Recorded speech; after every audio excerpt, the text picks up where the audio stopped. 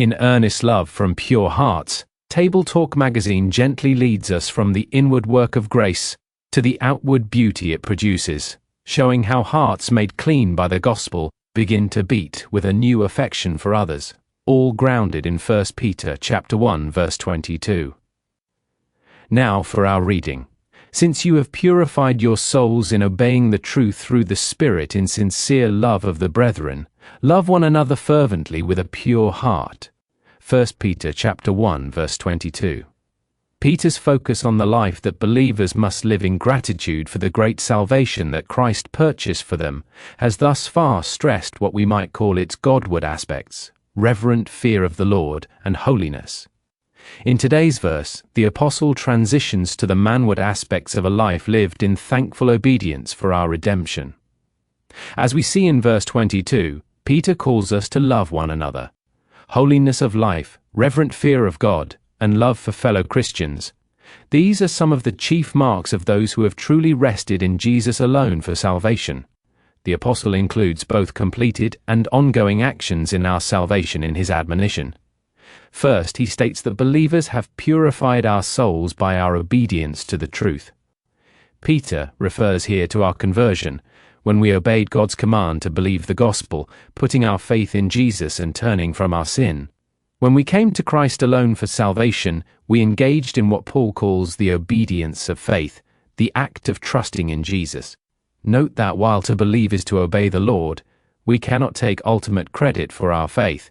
We believe because our Creator has graciously given us the faith that we exercise. We believe for a sincere brotherly love. Faith in Christ is for the purpose of salvation, but that is not the only end goal of trusting in Jesus. Believing in Christ has as one of its fruits love for fellow believers. This must be so, for salvation involves restoring to us what was lost in the fall, including the loving communion that we enjoyed with others before Adam sinned. Redemption includes reconciliation with God and with one another. Conversion, a once-for-all event, is the completed action in our salvation to which the apostle refers in 1 Peter 1 verse 22. The ongoing action is our sanctification, the process by which we are progressively conformed to the image of Christ. In verse 22, we see it represented in the command to love one another from a pure heart. Love for one another is an act of obedience that flows from the new heart that God gives us in conversion, and as we love one another, we imitate God and thereby become more like Him. We love because He first loved us, and by loving one another we find His love more and more perfected in us and our hearts are further purified. Our ongoing actions are part of the sanctification process, fueled by the Lord Himself. Dr. R.C. Sproul comments, "The more our souls are involved in obedience, the greater the purification that occurs, and the more our souls are purified, the greater our obedience will be. This is not a vicious circle but a glorious circle by which obedience feeds purification, and symbiotically, purification feeds obedience.